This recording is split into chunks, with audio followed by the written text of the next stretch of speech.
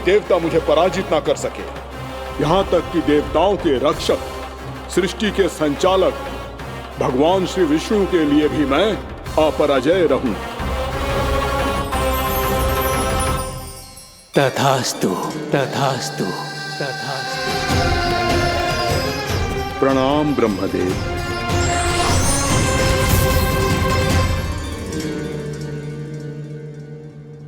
ऐसा वरदान पाकर मूरा बहुत अभिमानी होगा।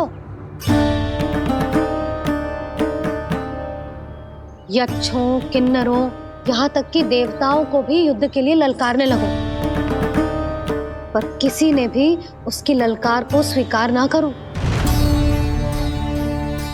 क्योंकि सभी उसकी शक्ति से बहुत भयभीत थे और उसके सामने युद्ध किए बिना ही अपनी पराजय स्वीकार करने लगे। और फिर दंभ में आके उसने स्वर्ग लोक पर भी आक्रमण कर दिया और देवराज इंद्र तक को चुनौती दे डाली।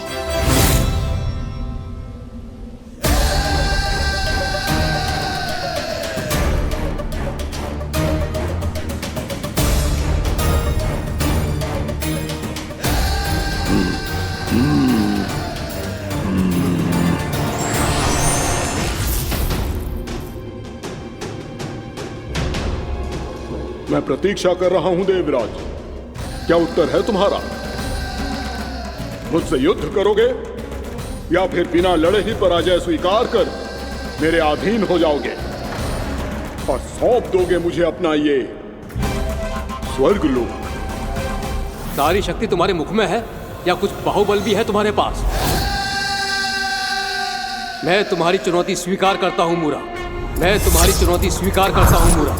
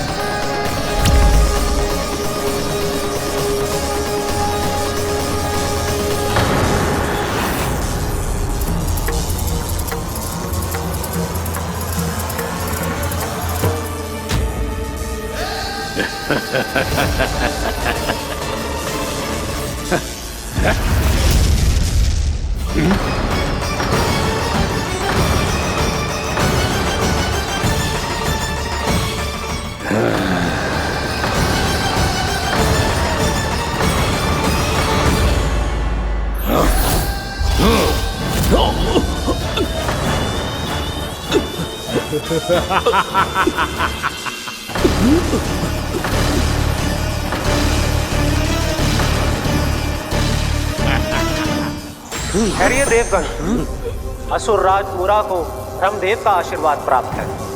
आप में से कोई भी इन्हें पराजित नहीं कर पाएगा।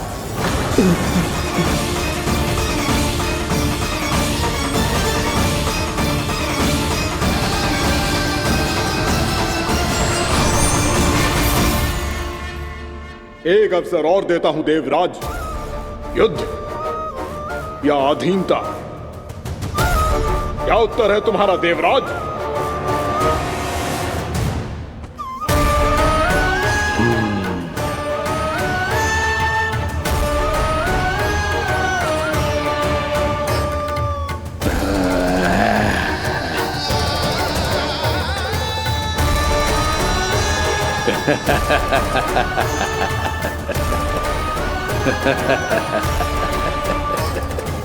इंद्र और सभी देवताओं ने मूरा के आतंक में आके उससे भयभीत होके अपना सिंहासन छोड़ दियो। अब मूरा स्वर्ग का अधिपति बन गयो और शीघ्र ही उसने अन्य सभी असुरों को स्वर्ग में निवास करने के लिए आमंत्रित कर दियो।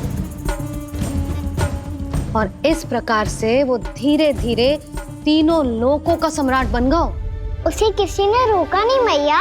ना लल्ला, इतना साहस किसी में था ही ना। और फिर ये निश्चित करने के लिए कि भविष्य में किसी और असुर की मृत्यु ना हो, वो यमराज पे भी विजय प्राप्त करने के लिए यमलोक की ओर प्रस्थान कर दियो।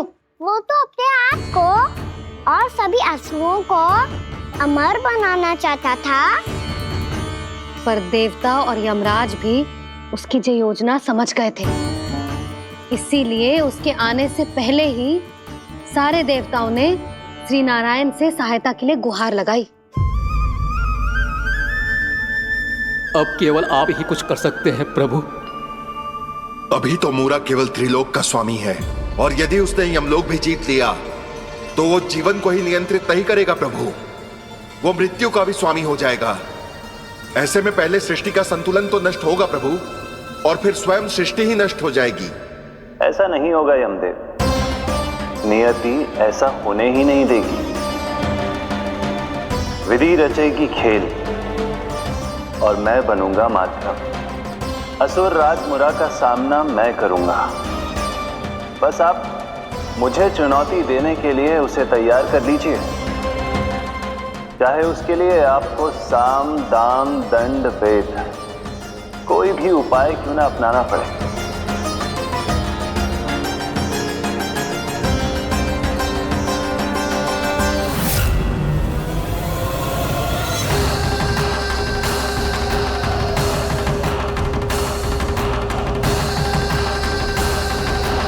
आप तो मेरी प्रतीक्षा में पहले से ही खड़े हैं यमदेव। तब तो आपने मेरी चुनौती के बारे में भी सुना ही होगा। कहिए, क्या उत्तर है आपका? मेरा स्वागत करके अपना राज्य त्यागेंगे या मेरा सामना करके अपने प्राण? असुर राज मुरा का सामना मैं करूंगा।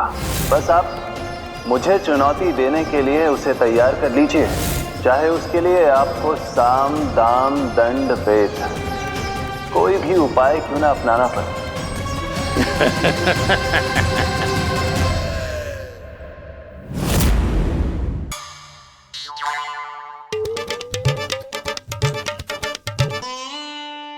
यशोदा, एक बार फिर से सोचकर बताओ कि नारायण आगे थे या कान्हा आगे था?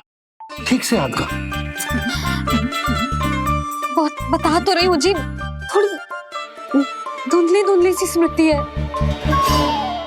बाबा, इससे पहले कि उनके संदेह की अग्नि स्मृति की वायु पाकर और भड़क जाए, कुछ भी करो पर बुझाओ इसे। स्वप्न देखो है तुमने?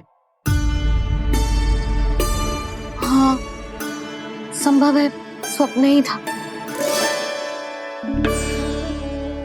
पर यदि स्वप्न था तो सुबह सुबह उठते ही उसकी स्मृति क्यों ना आई? अब क्यों आ रही है उसकी स्मृति? और वो भी तब से जब से मैं भोलाराम के यहाँ से कान्हा को लेके आई हूँ।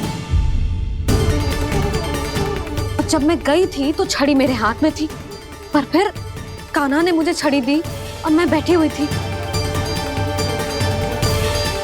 इस बीच कछु तो हुआ है। भैया की अचेतन स्मृति वापस आ रही है। अब मुझे ही कुछ करना होगा। मुझे लगता है जी, जब मैं वहां गई ना, भैया व्रत पूरा करने का सुबह मुहूर्त निकल जाएगा, और अब तो भूख भी बहुत तीव्र लग रही है। हे नारायण, मैं तो भूल ही गई कि लल्ला भी तो कल से भूखा है।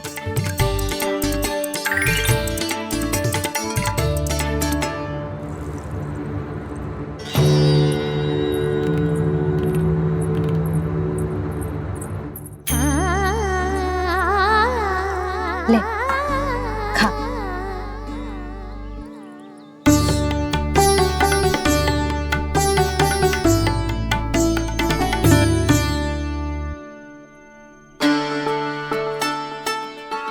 संतान की चिंता में सब कुछ भुला दे, ऐसी ही होती है ममता। और कान्हा को अच्छे से पता है कि इसको लाभ कैसे उठाना है।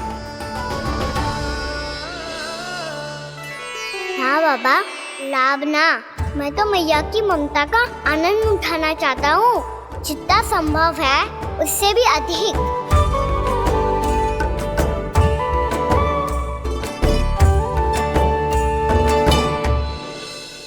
बलराम, कान्हा को फिर से गौचारण आने के लिए केवल तू ही मना सकते है। तुम्हें ही वो क्षमता है, हमारी टोली के मुख्य गोपालक जो हो तुम। हाँ, और कान्हा के दाव भी तो हो तुम। हाँ, वो तुमको मना ना कर पाएगा। तुझे छोटा होने के नाते तुम्हारे आदेश का पालन तो करना ही चाहिए कान्हा को। चिंता मत करो सखा, मैं कछु कहूँ और कान्हा ना माने ये तो संभव ही ना है।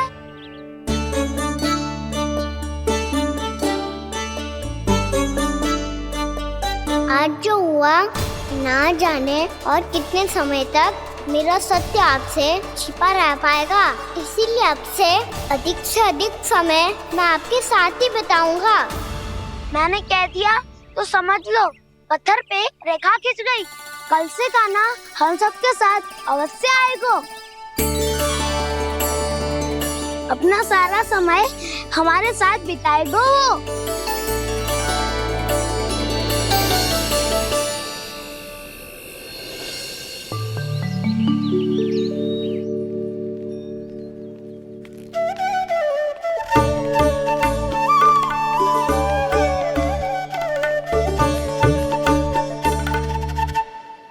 अभी तक तैयार नहीं हुए? तैयार? गौचारण के लिए चलना है ना, तुम्हें लेने आया हूँ। नाना दाऊ, मैं ना चल सकता, मुझे आज्ञा ना है। वो तो माखन चोरी के लिए भी नहीं थी। उस दिन जो वक्कासुर के सामने चले गए थे तुम, तभी तो नहीं थी आज्ञा। इसलिए आज्ञा का बहाना मत ही बनाओगा ना। बहाना नहीं दाऊ, मैं तो सच्ची कह रहा हूँ। मैया को फिर से दुखी ना कर सकते हो और हम सबको दुखी कर सकते हो तुम। आज मैं तुम्हारी एक ना सुनूंगा कान्हा। घर पे रहते हुए कितने सप्ताह हो गए तुम्हें? तुम गोपालक हो कान्हा, गोपालन करना तुम्हारा दायित्व है। आज तुम्हें हमारे साथ चलना ही पड़ेगा। ना दाऊ, मैं ना चल पाऊंगा। बलराम, तुम तो कह रहे थे कि कान्हा तुम्हारी हर बात मानता है, पर इसने तो बड़े भाई का अनादर कर दिया। रुक जाओ कान्हा, सत्य बताओ, तुम छोटी माँ के कारण वन नहीं चल रहे हो या अब तुम्हें हमारे साथ रहना ही अच्छा नहीं लगता? कहीं ऐसा तो नहीं गौचारण में तुम्हारी रुचि समाप्त हो गई हो? ना दाऊ, ऐसा कछु ना है। मुझे गौचारण की बात प्रिय है और आप सबका साथ भी। तो फिर वन चलने में क्या समस्या है तुम्हें? अपने दाऊ की बात मान लो और चलो चुपचाप। मैंने सबको वचन दिया है कि तुम हम सबके साथ चलोगे। पर दाऊ, मैंने भैया को भी वचन दिया है कि मैं नहीं जाऊंगा। इसका अर्थ है कि मेरे वचन का कोई मूल नहीं है। मैं तुमसे बड़ा हूँ कान्हा, तुम्हें मेरी आज्ञा माननी चाहिए। मुझे भी तो वचन दिया था तुमने। दाऊ, आप समझ क्यों आ रहे? मैंने कहा ना, मैं नहीं जा सकता। रुक जाओ कान्हा।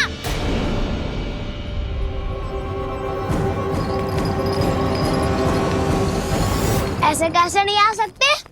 मैंने बल्कि हम सब ने तुम्हारी हर शरारत में तुम्हारा साथ दिया है, चाहे माखन चोरी हो या गौचारण। और अब तुम अपने दाऊ को ही पीठ दिखा के जा रहे हो।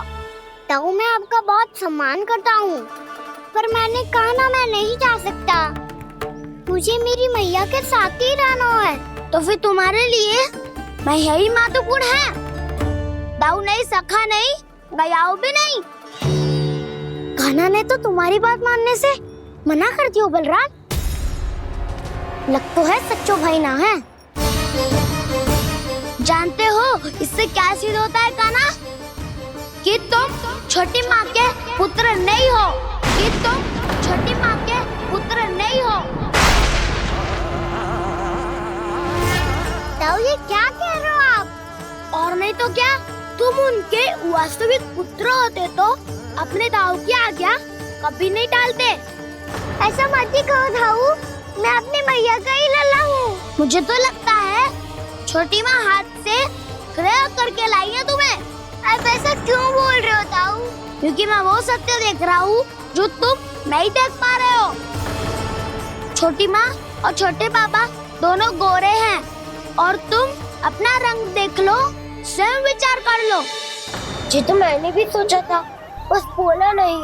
हाँ तो क्या हुआ, मेरी त्वचा का रंग अलग है, मैं उन्हीं का ही लल्ला हूँ। बस धूप में तुम सबके साथ इतना खेला हूँ कि मेरी त्वचा का रंग बदल को है।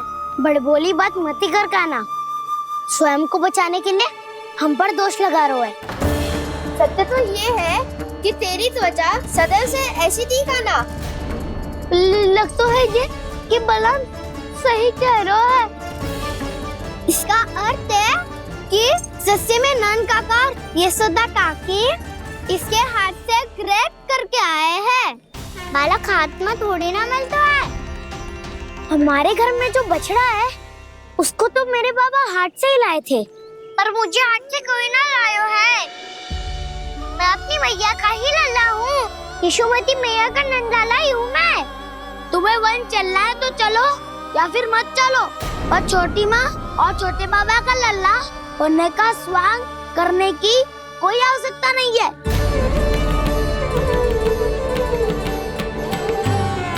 तुम भी अति करते हो क्या ना? कब एक बालक की तरह व्यवहार करते हो और कब भगवान की तरह, वो समझ में नहीं आता। भगवान की तरह? मैंने भगवान क्या क्या? हाँ हाँ कह दिया तो कह दिया। खड़े खड़े मेरा मुंह क्या देख लो, चलो। या फिर तुम सबको भी अपने मैया के पल्लू में बंधकर घर पे ही रहना है।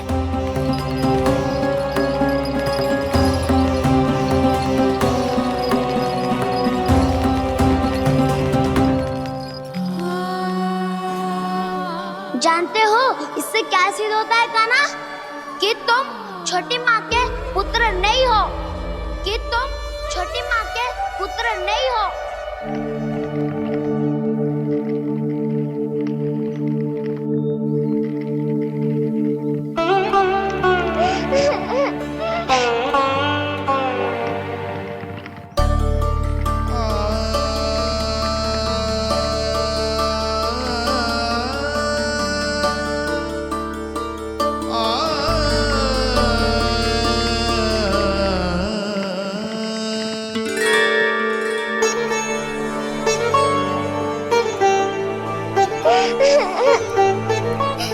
क्या होगा लल्ला? रो क्यों रहा है?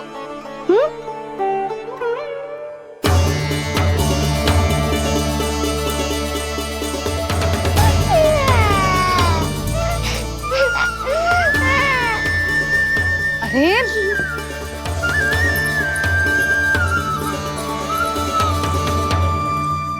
मैया को ना बताए को लल्ला, क्या हुआ? हाँ लल्ला, क्यों रो रहा है लल्ला? बता, किसी ने कछु कही है क्या? क्या होगा लल्ला? मैं आपका लल्ला ना हूँ।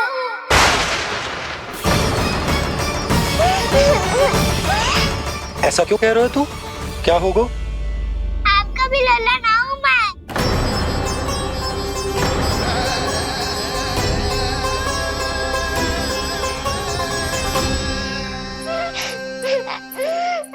लल्ला, कान्हा, जे क्यों कह रहे हो लल्ला? मुझे पता चल गया है, मैं आप दोनों का लल्ला ना हूँ।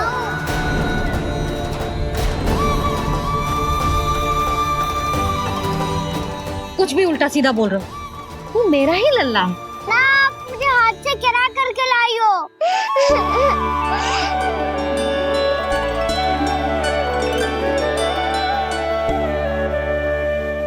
लल्ला, तुझे किसने कही कि हाट में बालक मिलते हैं?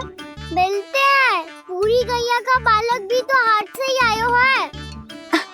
अच्छा, क्षण भर के लिए मान लिया कि हाट में बालक मिलते हैं, पर तुझे कैसे पता चला कि तुझे हाट से ही लेके आए? मेरा रंग देखो और फिर अपना हाथ देखो। मैं रात के अंधेरा जैसा हूँ और आप दिल की उजाली जैसी। बाबा का रंग भी आप जैसा ही है, बस मैं ही बावला हूँ।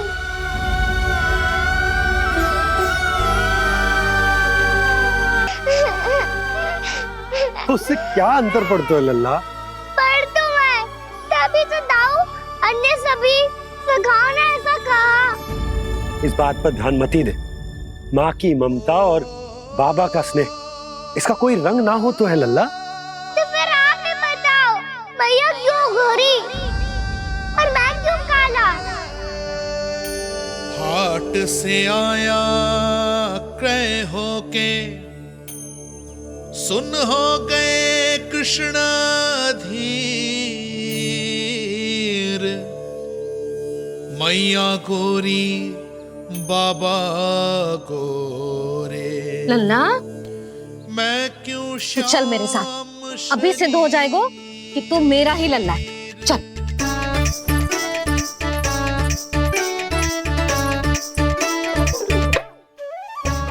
ये दोनों लल्ला और मैया का मन कछु समझ ही ना आता, कछु ना कछु उटपटांग करते ही रहते हैं दोनों।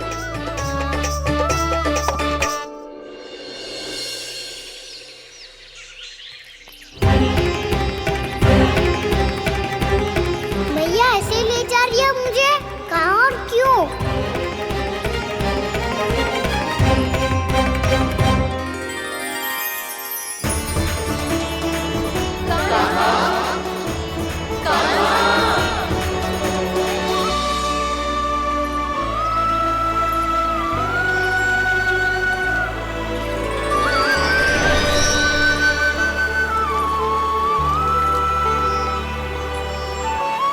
खाना आए हैं, कितने दिनों के बाद खाना आए हैं।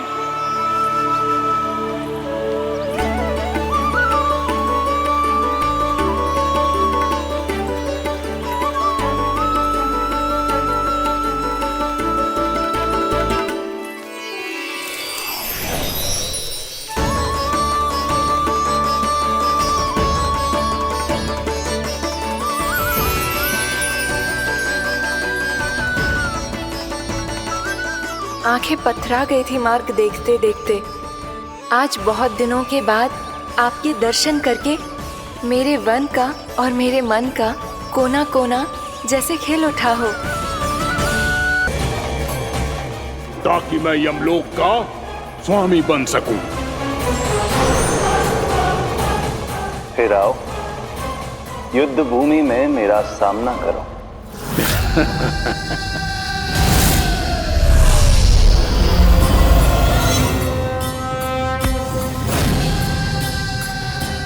ये नहीं जानते कि इनसे ना हारने का वरदान तो मैं पहले ही प्राप्त कर चुका हूँ, इसलिए युद्ध ठीक से आरंभ हो पाए उससे पहले ही इन्हें जीत लूंगा मैं।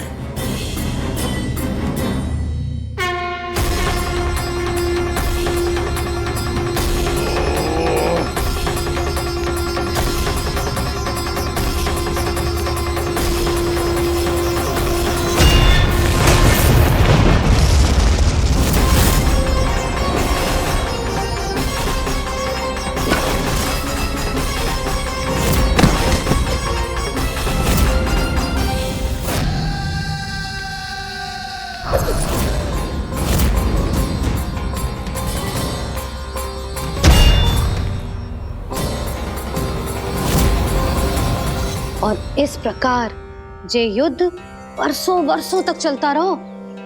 दोनों योद्धा पूरे ब्रह्मांड में अनेक अस्त्रों शस्त्रों के साथ युद्ध करते रहे।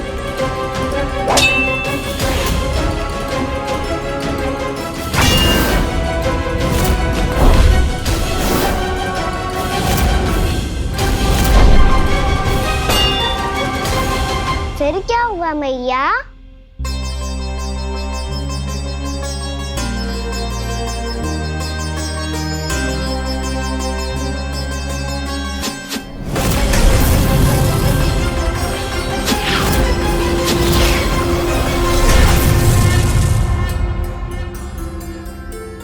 उस युद्ध को कभी समाप्त हुआ हो, पर कैसे? शीघ्र ही वो राक्षस थक गए लल्ला।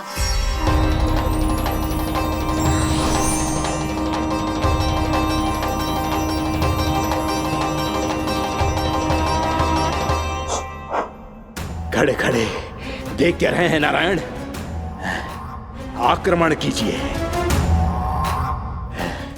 वध कर दीजिए मेरा।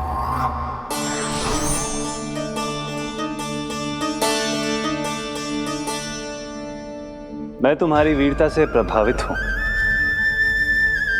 इसीलिए इतनी थकान की स्थिति में मैं तुम जैसे वीर पर आक्रमण नहीं करूंगा। जाओ विश्राम करो।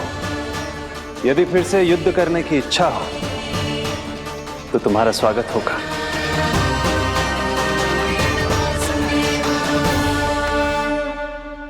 जे कह के श्री नारायण बद्रिका आश्रम चले गए और वहां हिमवत नाम की एक कंदरा में ध्यान लगा के बैठ गए। उधर वो राक्षस विश्राम करने लगो। अनेकों दिन बीत गए और अब वो राक्षस मूरा फिर से स्वस्थ होके बलवान हो गया था। उसने अपनी सारी शक्ति फिर से प्राप्त कर ली थी। श्री नारायण ने उस पर दया करी थी, पर वो फिर से श्री नारायण को छलने को तैयार होगा।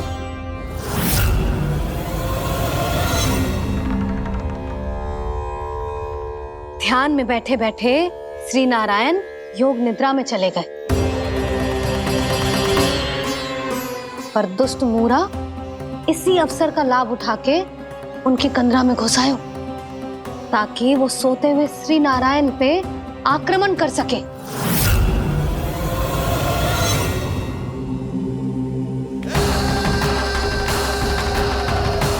आज इस लंबे युद्ध को जीतकर अपने इस अंतिम शत्रु का भी अंत कर दूंगा मैं।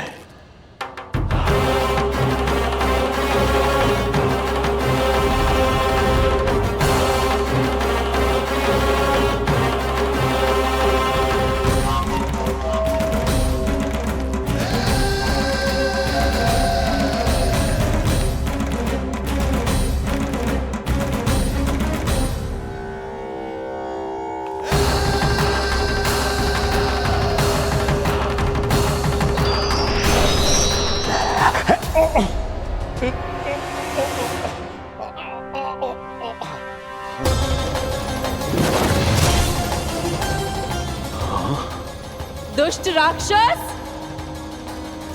प्रभु ने तुझ पर दया की, तुझे संभलने का अवसर दिया। तू इन्हीं पर ही छल से वार करने चला है।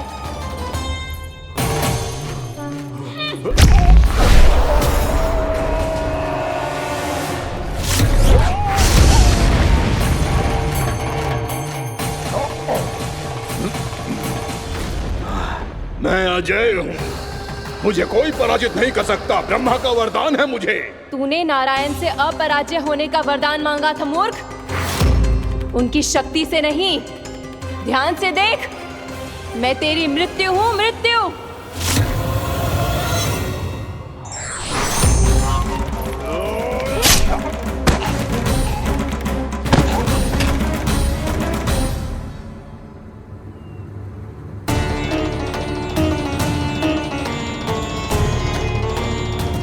देवी कौन थी छोटी माँ?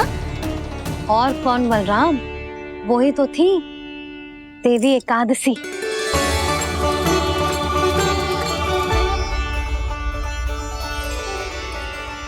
मुझे क्षमा कीजिए प्रभु, आपकी आज्ञा के बिना ही युद्ध करके आपके शत्रु को मृत्यु के घाट उतार दिया।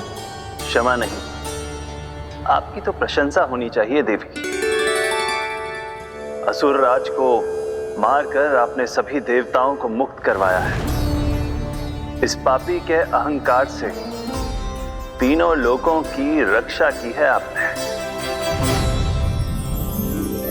आप एकादशी की तिथि पर मेरी एकादश इंद्रियों से उत्पन्न हुई हैं। इसीलिए मेरे सभी भक्त आपको उत्पन्न एकादशी के नाम से जानेंगे। सभी तिथियों में आपका स्थान सर्वश्रेष्ठ होगा। जिस तरह आपने राक्षस के आक्रमण से मेरी रक्षा की है, उसी प्रकार एकादशी के दिन व्रत करके जो भी भक्त आपकी कथा सुनेगा, मैं स्वयं उसकी रक्षा करूंगा। जो आपकी पूजा करेगा, उसे मेरी विशेष कृपा प्राप्त होगी और उसके साथ साथ उसे मिलेगा धन, सिद्धि और मोक्ष।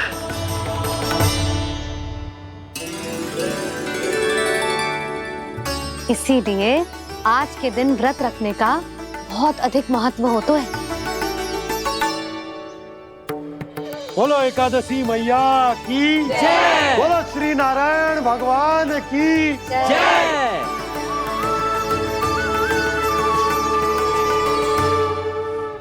प्रभु की कृपा से एकादशी का महत्व भी पता चल गया और मेरा व्रत भी सफल हो गया।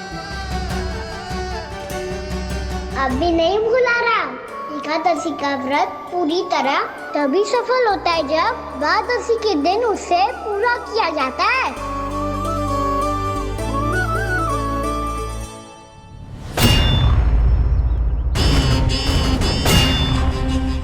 आवश्यक है आपको यह आभास होना कि उस विष्णु अवतार को पराजित करने के लिए आपके साधारण योद्धाओं में वो सामर्थ्य नहीं है। वो विष्णु अवतार कुछ अधिक ही असाधारण है।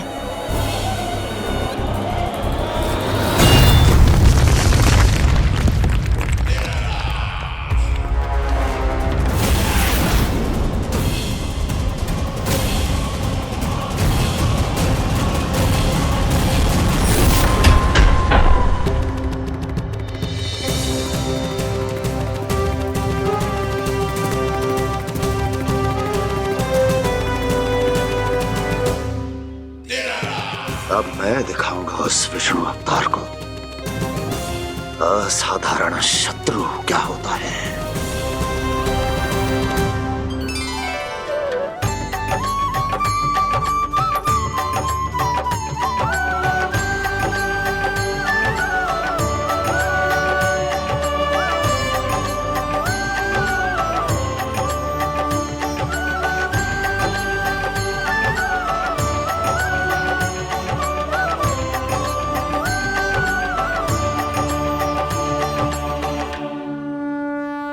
मामा अधीर हो रहे हैं, पर मैया ने मुझे अभी तक बाहर जाने की आज्ञा नहीं दी है। अभी उन्हें किसी और राक्षस को यहाँ भेजने से रोकने के लिए मुझे कुछ करना होगा।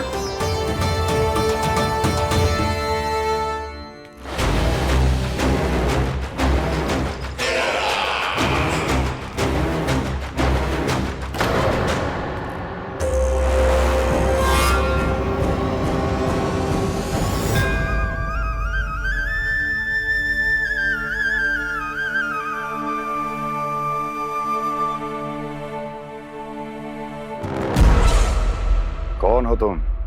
बचपन से ही मुझे मारने का सपना देख रहे हैं, सिर्फ मुझे ही नहीं पहचानते।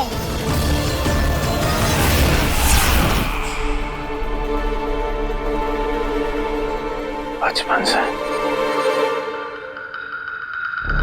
विष्णु अवतार। कोई कान्हा बुलाता है तो कोई मुरलीधर पुकारता है, कोई माखन चोर कहता है, कोई कहता है चिच्चोर। पर विष्णु अवतार इस नाम से तो बस आप ही मुझे बुलाते हो मामा जी। इतना साहस, ये तो यहाँ आ गया है।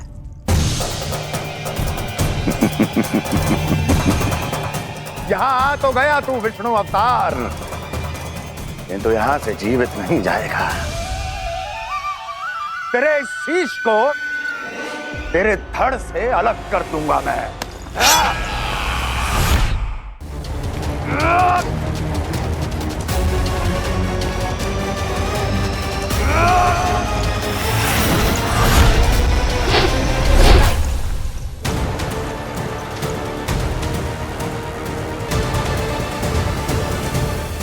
कहाँ देख रहे हो मामा जी? मैं तैयार हूँ।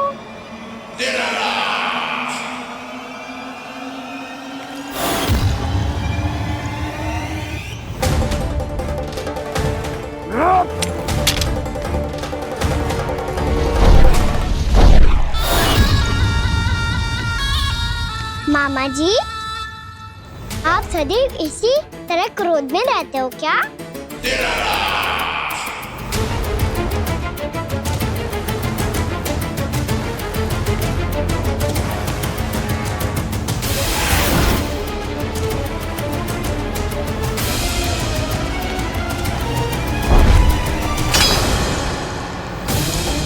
छोड़, छोड़ मेरी तलवार को। छोड़ो तो तब जब पकड़ा हूँ।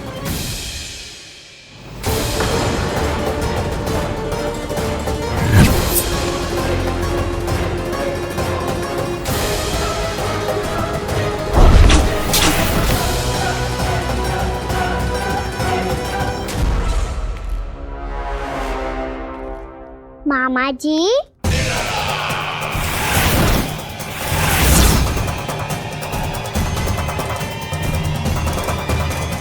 आप थक गए होंगे, थोड़ा विश्राम कर लो। आपका तो पता नहीं, मैं अवश्य थक गया हूँ।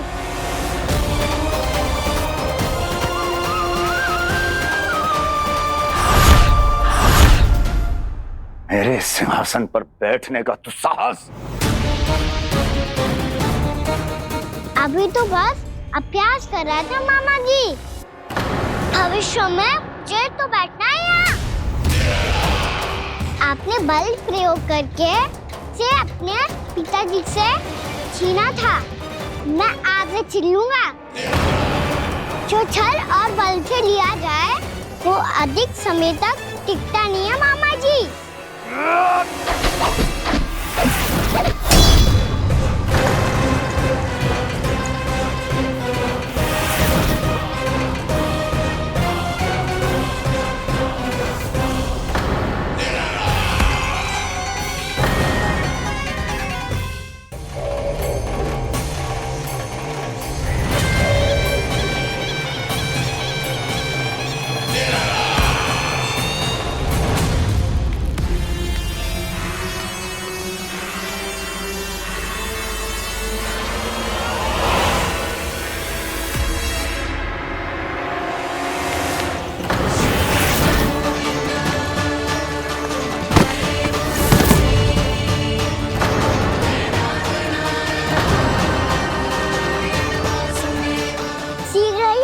सिंहासन छोड़ना होगा।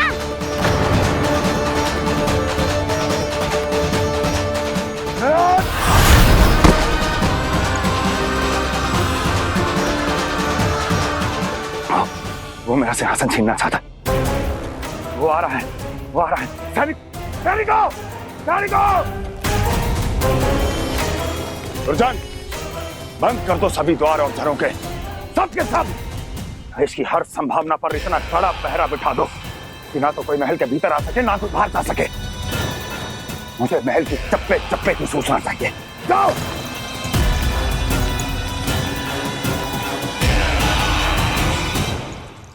सिंहासन।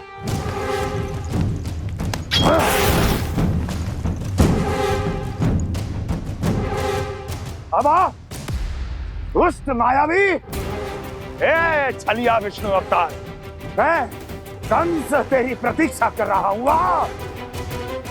देखता हूँ मेरे सिंहासन पर कैसे बैठता है तू। मुझे तो बस कुछ समय चाहिए था, वो मिल गया। अब करते रहिए आप प्रतीक्षा।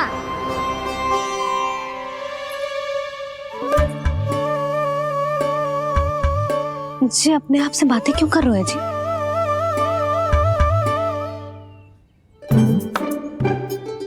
आप मुस्कुरा क्यों रहे हो? ना कचू ना। बताओ क्यों मुस्कुरा रहे हो? तुम ही पर गए हैं जी। जब तुम व्रत करती हो तो तुम भी ऐसा ही करती हो। इसी प्रकार भूख अधिक लगने पर अपना ध्यान भटकाने के लिए स्वयं से ही बड़बड़ाती रहती। होगा। आपको तो बस मेरा उपहास उड़ाने के लिए बहाना चाहिए।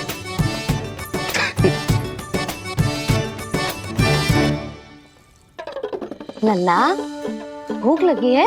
ना मैया, व्रत करे तो भूख कैसे लगेगी?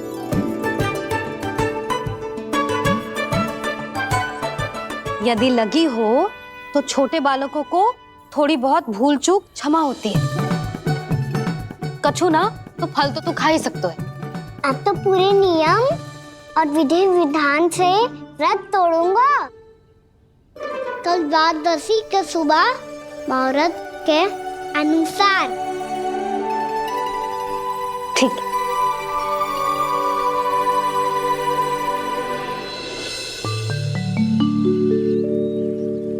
लल्ला, एकादशी समाप्त हो गई है, द्वादशी लग गई है। अब तू व्रत तोड़ सकते है। भोजन कर ले। ले।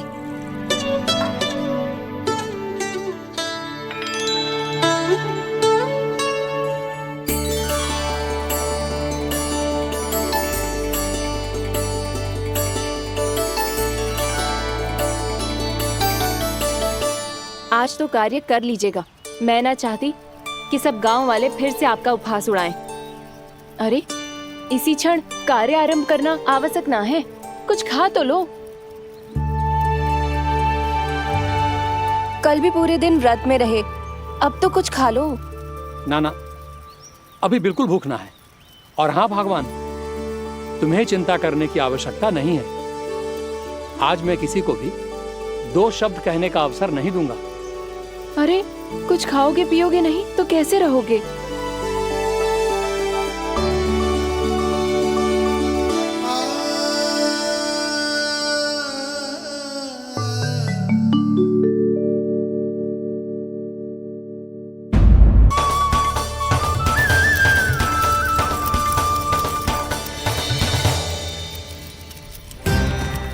हरि हरि प्रभु हरि, हरि हरि प्रभु हरि, हरि हरि प्रभु हरि, हरि हरि प्रभु हरि। कल से अन्न का एक दाना ना गो है पेट में। अब क्या व्रत तुड़वाने भी आपके प्रभु ही आएंगे? अब क्या व्रत तुड़वाने भी आपके प्रभु ही आएंगे? मैया,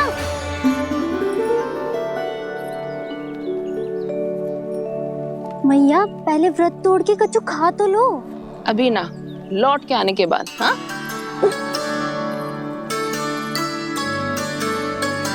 बलराम, ठहरो पुत्र, पहले कुछ खा लो। व्रत तोड़ना आवश्यक होता है। मैया ने एकादशी का महत्व बताया। लगता है मुझे सबको द्वादशी पर व्रत तोड़ने समाप्त करने का महत्व बताना होगा। हरि हरि हरि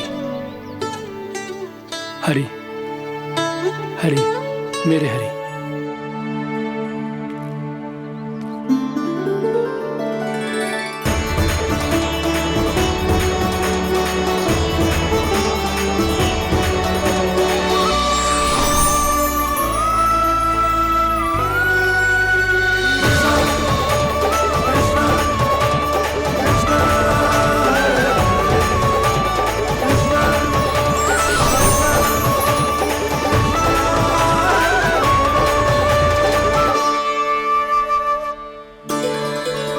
अभी अभी तो मैंने बच्चों की माँ को वचन दिया था कि आज किसी को शिकायत करने का अवसर ना दूंगा, और अब मैं प्रभु श्री हरि की कल्पना जसोमती रानी के लल्ला में ही करने लगा।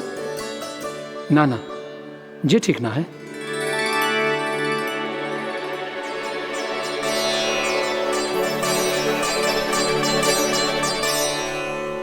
ठीक ही तो है, बिल्कुल सही पहचाना है आपने। बड़े तो बड़े, अब तो बालक भी हमारा उपहास उड़ाने लगे। मैं आपका उपहास नहीं उड़ाने आया, मैं तो आपके एकादशी के व्रत को पूरा कराने आया हूँ।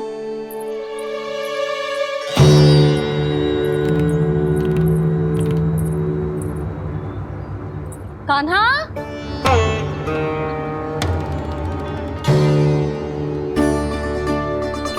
तो ये रे आपकी छड़ी और ये रे मेरी पीठ। सेक देना ताकत तोड़। आज तो इसकी पीठ सेक के रहूंगी मैं। मैया घर पे भूखी मुझे ढूंढ रही होगी। लो आज द्वादशी के दिन पहले प्रहर में भोजन करके अपना एकादशी का व्रत पूरा करो आप। धन्यवाद राजकुमार, पर अभी हमें भूख नहीं है। बहुत सारा काम पड़ा है, और अभी थोड़ी ही देर में शंकरी बहन भी अपनी मटकी लेने आती होंगी।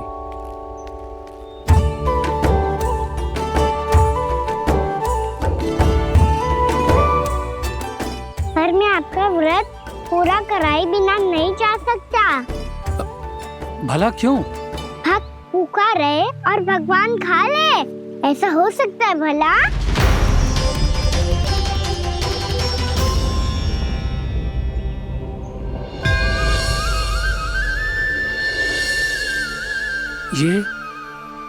ये कैसा भ्रम हो रहा है मुझे लगता है अपना काम करना चाहिए।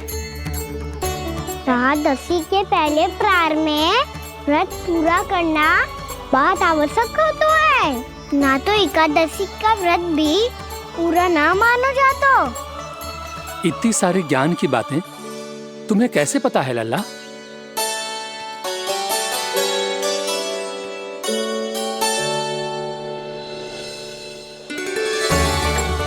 जैसे एकादशी की कथा होती है, वैसे द्वादशी की महिमा भी एक बहुत महत्वपूर्ण कथा है।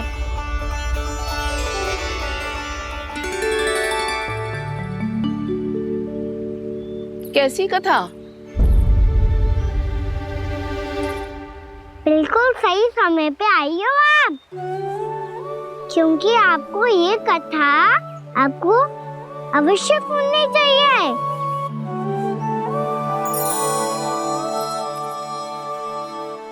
मुझे क्यों? पहले सुन तो लियो, फिर स्वयं ही पता चल जाएगा। बहुत समय पहले एक राजा हुआ करते थे, राजा अम्बरीश। भगवान श्री हरि के बहुत बड़े भक्त थे।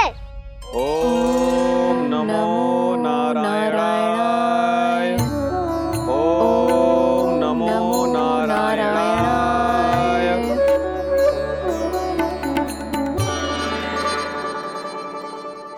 नेक पुण्य के काम करते थे वो। अपनी पत्नी के साथ हरि का नाम जपते रहते थे।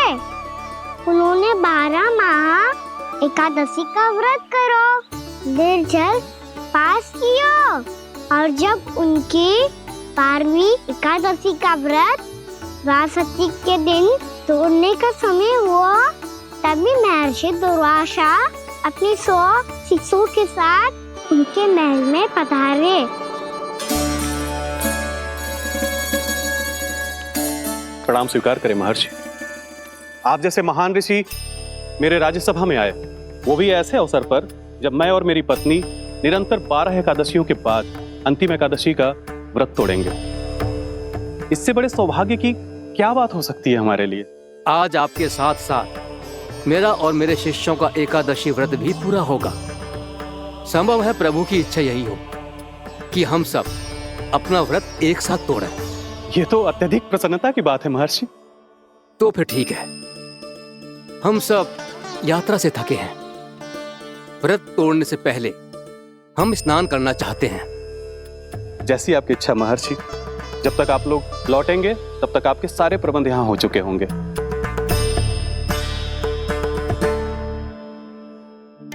महर्षि दुर्वासा स्नान करने गए थे, पर उन्हें लौटने में विलंब हो रहा था, और इधर द्वादशी पर व्रत पूरा करने का मुहूर्त बीता जा रहा था। महाराज अम्बरीश बड़ी विरक्ता के साथ महर्षि दुर्वासा के लौटने की प्रतीक्षा कर रहे थे। महाराज, व्रत तोड़ने का मुहूर्त बीता जा रहा है, बस कुछ ही समय बचा है। महर्षि और उनके शिष्यों को लौटने में न जाने कितना समय लग जाएगा। मेरा सुझाव है कि आप मुहूर्त समाप्त होने से पहले व्रत अवश्य तोड़ लें।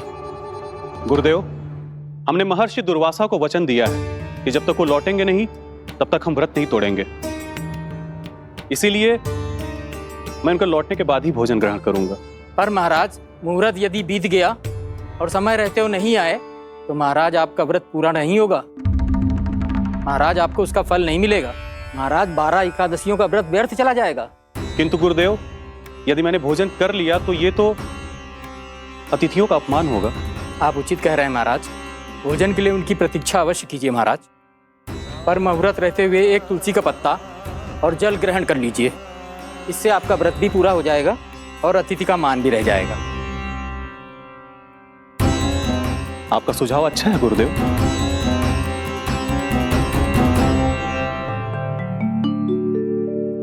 जैसे ही महाराज ने तुलसी का पत्ता खाया, वैसे ही महर्षि दुर्वासा लौट आए। महाराज,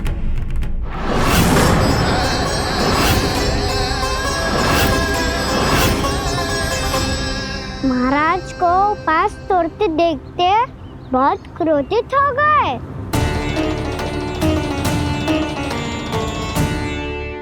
बहुत बड़े भक्त हैं आप, परंतु आप ये नहीं जानते अपने अतिथियों के साथ कैसा व्यवहार करना चाहिए।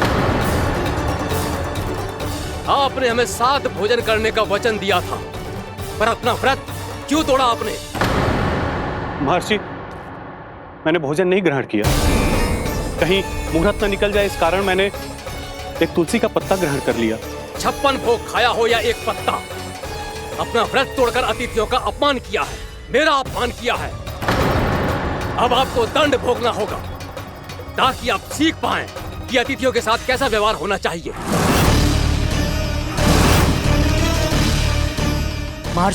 महर्षि, आप जो भी दंड मुझे देंगे मुझे स्वीकार है, किंतु आप क्रोधित मत होइए। क्रोध का कारण आपने दिया है महाराज। एक महर्षि का अपमान करके राक्षसी प्रवृत्ति का परिचय दिया है आपने,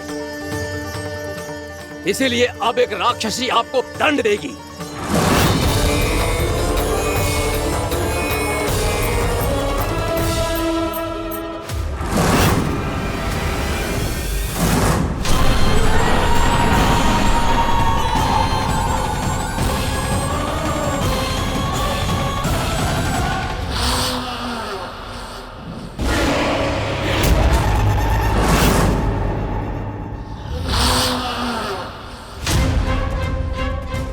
हे प्रभु, यदि मैंने सच में महर्षि का अपमान करने की भूल की हो तो मैं उसका परिणाम भोगने के लिए प्रस्तुत हूं।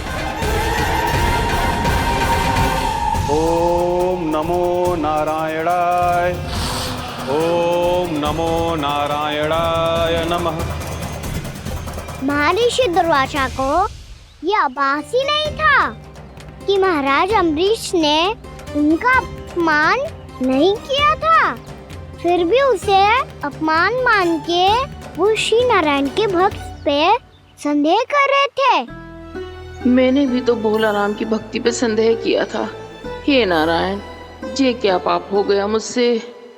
संदेह किसी अपमान से कम ना हो तो, और भगवान सब सह सकते हैं, पर उनके प्रिय भक्तों का अपमान सहन ना कर सकते, इसीलिए उन्होंने हस्तक्षेप करने का निर्णय लिया।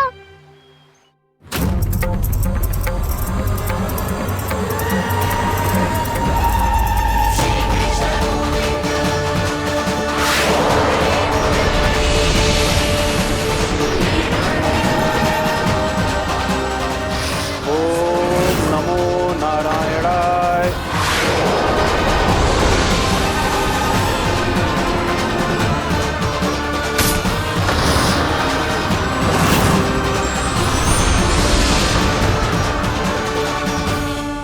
और फिर भगवान का वो सुदर्शन चक्र महर्षि दुर्वासा के पीछे पड़ गया। ये चक्र तो मेरी ओर बढ़ रहा है। ओम नमो नारायणाय। ये कैसे संभव हो सकता है? कोई रोको इसे, कोई रोको इसे।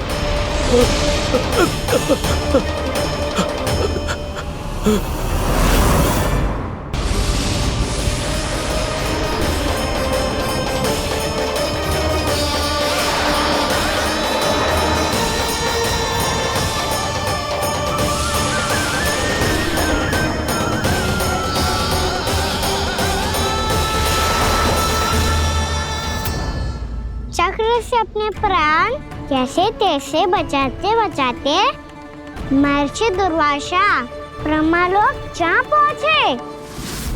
ब्रह्मदेव, रक्षा कीजिए ब्रह्मदेव, सहायता कीजिए, मुझे बचाइए ब्रह्मदेव, रक्षा कीजिए। ये सुदर्शन चक्र मेरे प्राणों के पीछे पड़ गया है, मुझे बचाइए ब्रह्मदेव, मुझे बचाइए। महर्षि, मैं चाहकर भी आपकी सहायता नहीं कर सकता। ऐसी स्थिति में यदि कोई कुछ कर सकते हैं तो वो है सुदर्शन चक्र के स्वामी विष्णु, क्योंकि सृष्टि में केवल वही है जो इसे नियंत्रित कर सकते हैं। वो ही इसे वापस लौटने का आदेश देकर आपके प्राणों पर छाए हुए संकट को दूर कर सकते हैं। किंतु हां, मैं सुदर्शन चक्र से इतना अवश्य कहूंगा कि जब तक आप विष्णु लोक में पहुंच नहीं जाते वो आपको किसी भी प्रकार की हानि ना पहुंचाए। आपका बहुत बहुत धन्यवाद। आपकी सदा ही जय हो।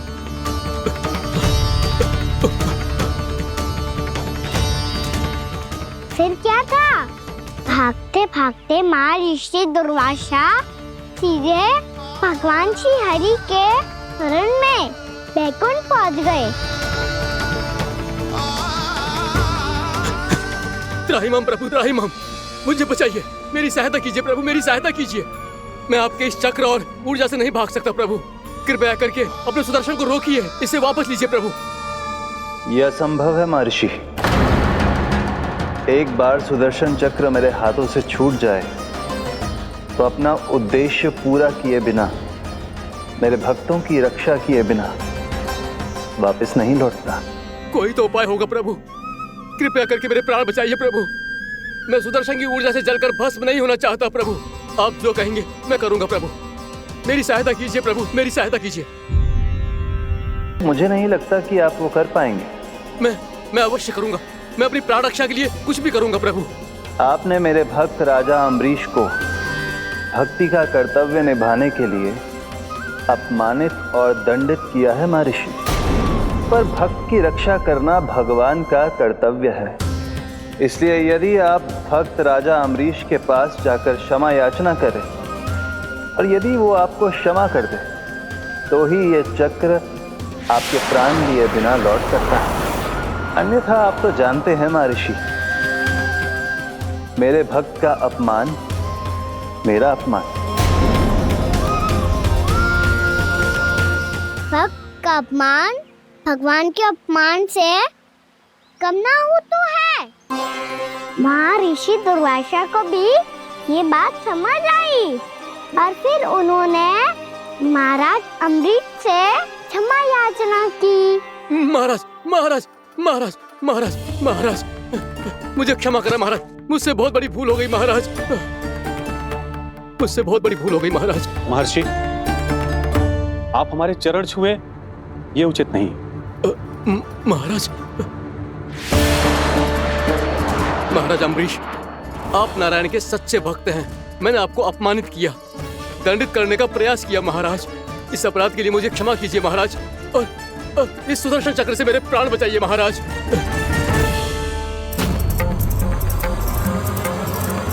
हे महान सुदर्शन, यदि महर्षि के लिए मेरे हृदय में अभी भी वही सम्मान और प्रेम हो जो इनके प्रथम आगमन पे था, तो कृपया आप अपने धाम वापस लौट जाइए।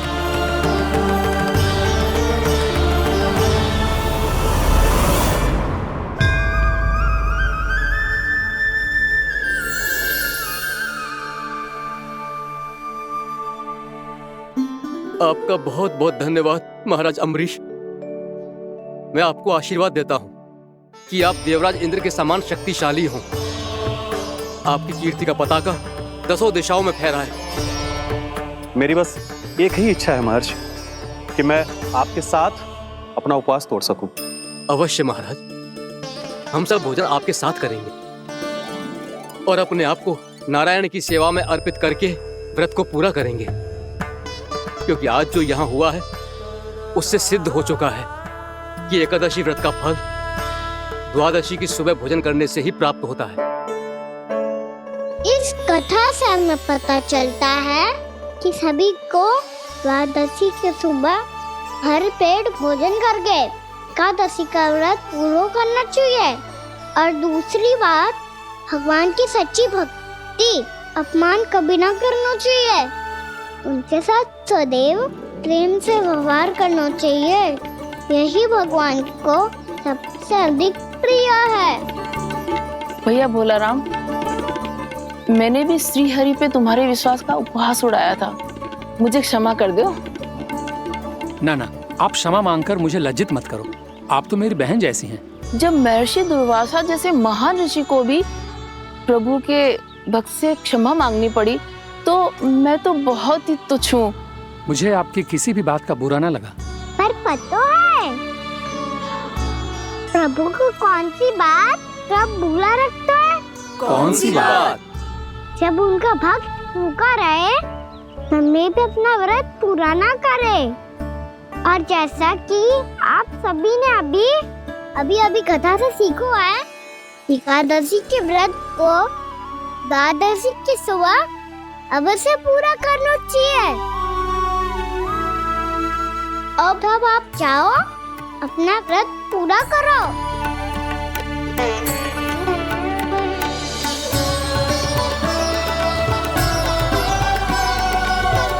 मैं आपके लिए जल लेके आती हूँ।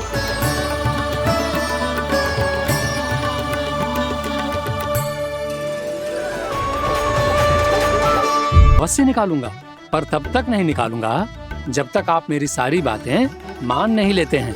कौन सी बात? प्रभु, मुझे मोक्ष प्रदान कर दीजिए प्रभु। तथास्तु। ना प्रभु, मेरे साथ साथ मेरे परिवार को भी मोक्ष दे दीजिए। तथास्तु। अब तो निकाल दो, मैया देख लेंगी। ना प्रभु, मेरे परिवार के साथ मुझसे जुड़ी हुई हर वस्तु, जीव जंतु, प्राणी, गाय बैल भैंस, सभी को मोक्ष प्रदान कर दीजिए प्रभु। तथास्तु। प्रभु, आप सच में अद्भुत हैं। मैंने जो मांगा आपने बिना सोचे समझे सब प्रदान किया। मैं ही अपनी मांगे बढ़ाता रहा। प्रभु मुझे क्षमा कर दीजिए। प्रभु मुझे क्षमा कर दीजिए।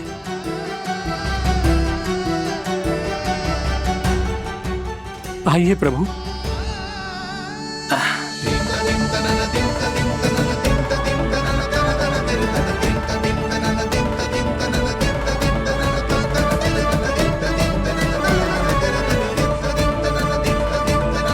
प्रभु, आप तो प्रभु हो, हरि हो, भगवान हो। आप चाहते तो इस मटके से स्वयं निकलकर बाहर आ सकते थे, फिर मेरी आपने हर इच्छा क्यों पूरी की? क्योंकि मेरे भक्त की इच्छा पूरी करने में मुझे भी प्रसन्नता मिलती है। ना तो मैं अपने भक्तों का अपमान सह सकता हूँ और ना ही उनकी इच्छा अधूरी रहने दे सकता हूँ।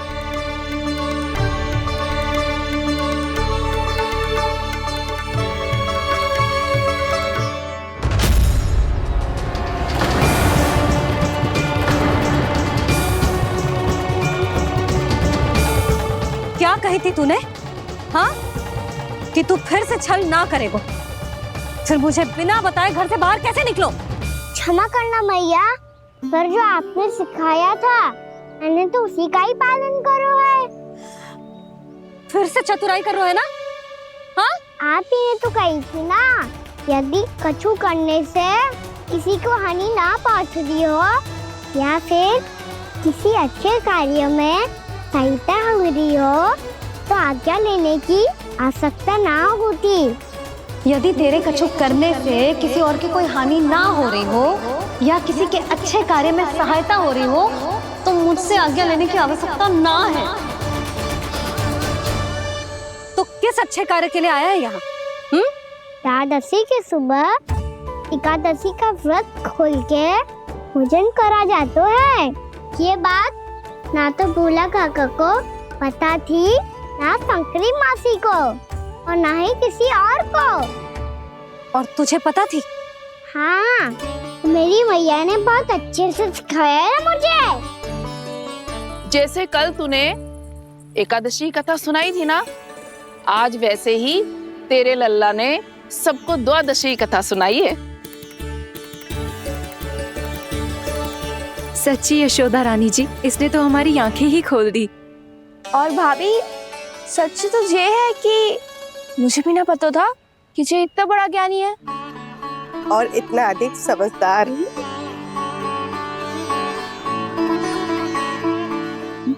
द्वादशी की कथा? वो तो मैंने इसे कभी सुना ही ना है। फिर इसे कैसे पता थी? रानी जी, जो स्वयं भगवान हैं, भला उन्हें कैसे कुछ नहीं पता होगा? मैंने तो इन्हें पहचान लिया और हाँ, आप सब लोग भी इन्हें अपने अंतर मन की आंखों से देखिए, हो सकता है इन्हें पहचान पाएं। ये कोई और नहीं है, श्री नारायण है, मेरे श्री हरि, मेरे प्रभु। जय श्री हरि।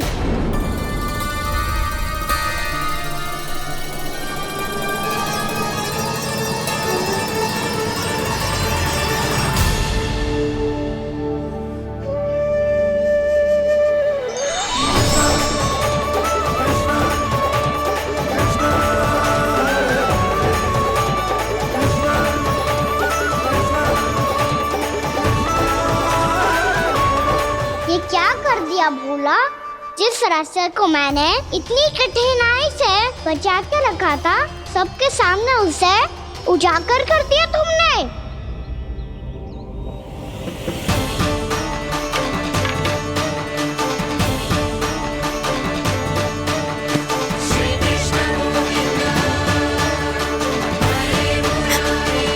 नारायण,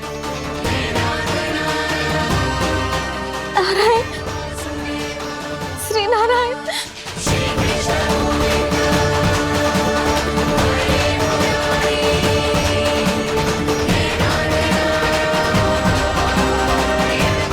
श्री नारायण।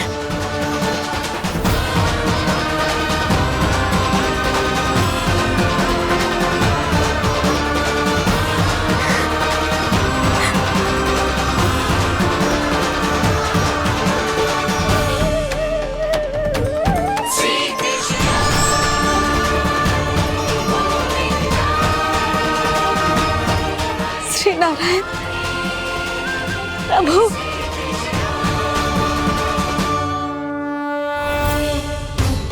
जिस रास्ते को इतने यत्न से संभाल के रखा था, आज वो सबके सामने खुल गया। और तो और मेरा भेद मैया को भी पता चल गया। बाबा सब कहते रहे, पर मैंने एक न मानी। सबने कही थी कि आप भगवान हैं, पर मैं मूर्ख आपको पहचान ही ना पाई। कितनी अभागी हूं मैं।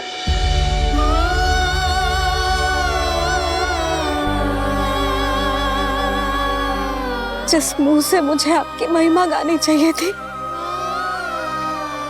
उसी मुंह से मैंने आपको डांटा है।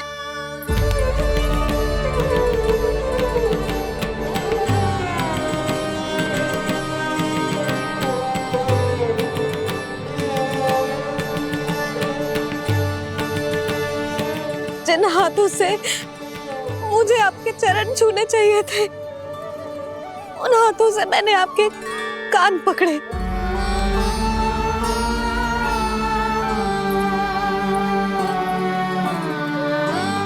मुझे तो आपकी सेवा करनी चाहिए थी प्रभु, और मैंने आपको दंड दियो, आपको घर से बांध दियो।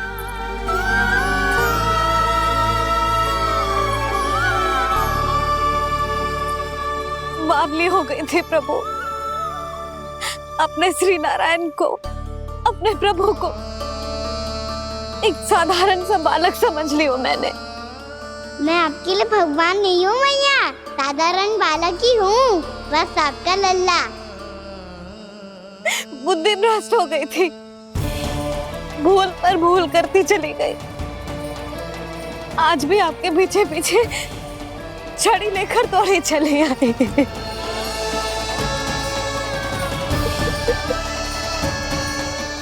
अपने आप को दोष मत दो मैया, आपके इस ममता के लिए तो जन्म लिया है मैंने। हमारा से मन बदलने मत दो। मेरे लिए वही पुरानी मैया बनी रहो आप, और मुझे रहने दो आपका वही नटखट लल्ला। मुझे क्षमा कर दो प्रभु, मुझे क्षमा कर दो। बाबा ये कैसा अंत हो गया आज? मैया तो मुझे भगवान मानने लगी, पर मैं इसे स्वीकार नहीं कर सकता। अभी नहीं बाबा, इतनी शीघ्र नहीं। आप ऐसे खड़े क्यों बाबा?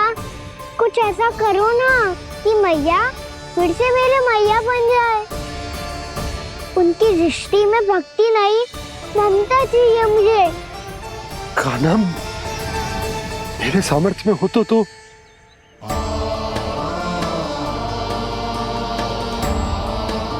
दाऊ, आप तो बड़े भाई हो, अपने छोटे भाई की सहायता करो ना, जिससे मैया सब कुछ भूल जाए। मैं क्या कर सकता हूँ कान्हा? कोई तो सहायता करो मेरी।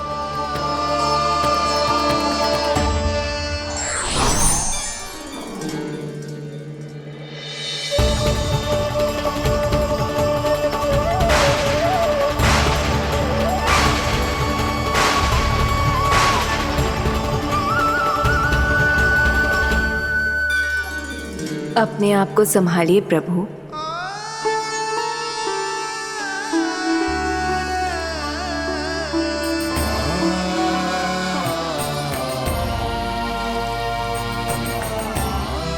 देखो ये क्या हो गया, भैया को सब पता चल गया। अभी तो मुझे मैया की ममता का शौक पूरी तरह हिला ही नहीं था। योग माया,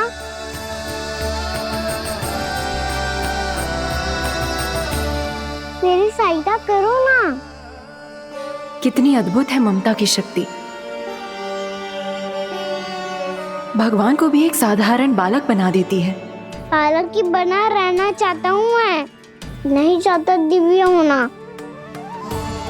नहीं चाहता भगवान बनना।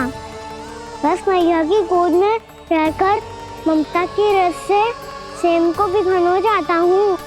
इनकी डांट फटकार का सुख पाना चाहता हूँ। कुछ भी करे योग माया, पर इन सबको भुला दो मेरा सत्य।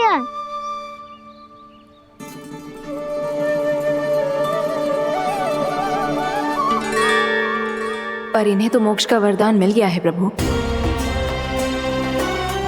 इसलिए इनके लिए समय की गति को लौटा पाना संभव नहीं होगा। प्रभु, अब मुझे ये सब भूलने की कोई आवश्यकता नहीं है। मुझसे जो त्रुटि हुई है अब वो दोबारा कभी नहीं होगी, और आज के बाद आपका ये सत्य मैं किसी को नहीं बताऊंगा प्रभु, क्योंकि मुझे पता चल गया है कि आपका यशोमती मैया के लल्ला बने रहना कितना आवश्यक है।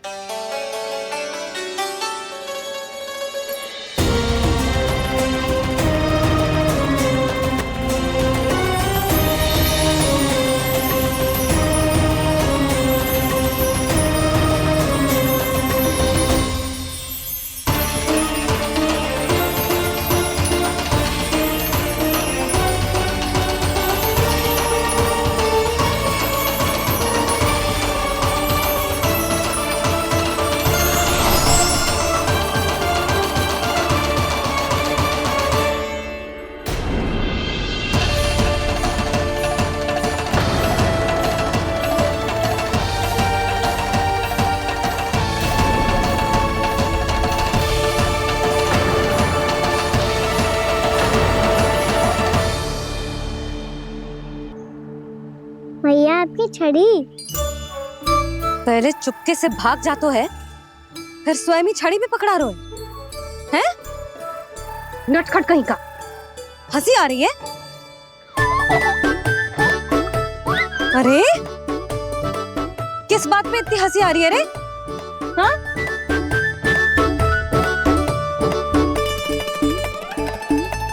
आपकी लीला अद्भुत है प्रभु, और अद्भुत है आपका मैया के प्रति प्रेम।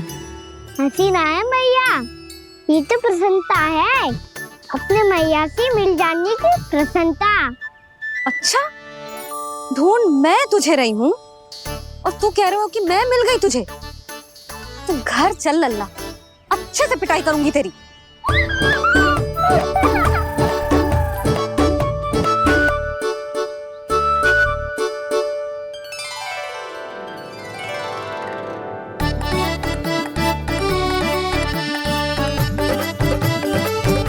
पिटाई से गाल लाल होंगे ना तेरे, तब तब हंसी बंद होगी तेरी। चल।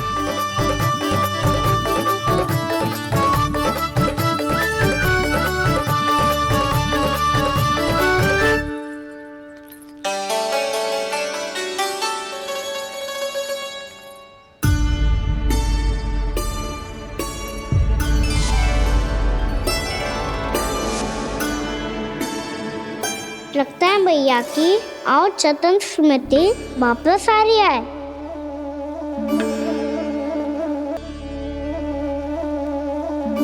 यशोदा, क्या होगो? ना कछु ना। आपको बताऊंगी तो और हंसेंगे मुझ पे। बोल दो, मैं उपास ना उड़ाऊं, सच्ची। देखो देखो इसे कैसे हंस रहा है। मेरे हाथ में छड़ी है, मैया क्रोधित है, पर जे तनिक में भय ना लग रहा है इसे। हाँ, हंसे जा रहा है।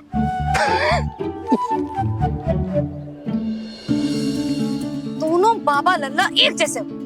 चल तू, चल चल। दाऊ, आप तो बड़े भाई हो, अपने छोटे भाई की सहायता करो ना, जिससे मैया सब कुछ भूल जाए। सुबल, तू कछु खा क्यों ना रो है? व्रत ही करना था तो बलराम के जैसे कल कर ले। तो कल तो एकादशी भी थी।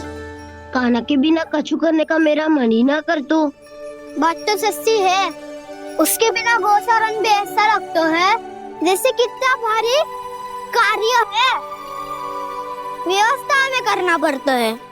सही कह रहे हो तुम दोनों। मैं तो गोपालक भी इसलिए बना था ताकि कान्हा के संग खेलने को मिल जाए। बलराम तो हमारा सगा कम और मुख्य अधिक है।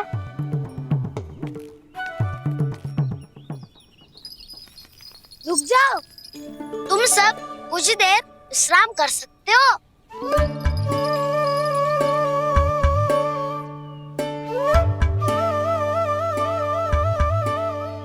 तू बोल।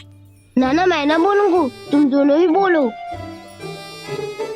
और तुम सबका सखा पहले हूँ और टोली का मुखिया बाद में, इसलिए घबराने की आवश्यकता नहीं है। जो भी बात है बिना हिचक बता सकते हो मुझे। तो फिर कुछ ऐसा करो ना कि कान्हा फिर से हमारे साथ गोचारण करने के लिए आने लगे।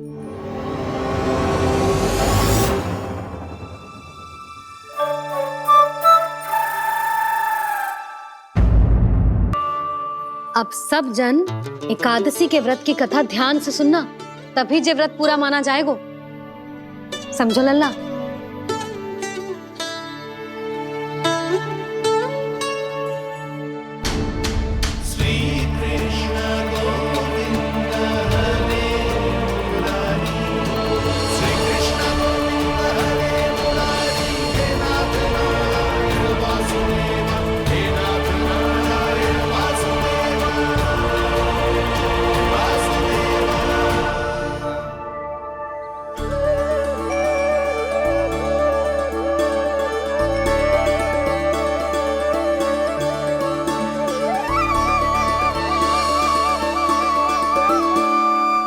सतयुग में चंद्रावती नाम के नगर में मूरा नाम का एक असुर राज्य करता था। ओम ब्रह्मदेवाय नमः। ओम ब्रह्मदेवाय नमः। ओम ब्रह्मदेवाय नमः। ओम ब्रह्मदेवाय नमः।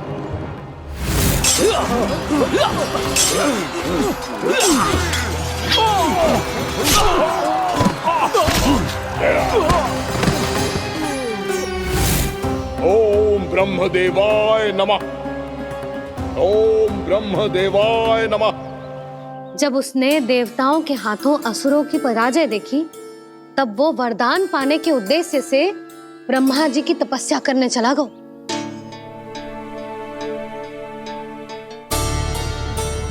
शीघ्र ही मूरा की तपस्या सफल हो गई और ब्रह्मदेव जी उससे प्रसन्न हो गए। ओम ब्रह्मदेवाय नमः। ओम ब्रह्मदेवाय नमः। ओम ब्रह्मदेवाय नमः। ओम ब्रह्मदेवाय नमः। ओम ब्रह्मदेवाय नमः।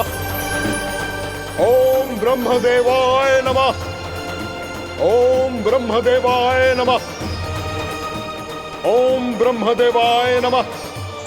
ओम ब्रह्मदेवाय नमः। मूरा, प्रणाम ब्रह्मदेव। तुम्हारी तपस्या सफल हुई। बोलो, तुम्हें क्या वर चाहिए? सृष्टि के रचयिता ब्रह्मदेव, कृपया मुझे ऐसा वरदान दीजिए जिसकी सहायता से मैं त्रिलोकी विजयी बन जाऊं और कोई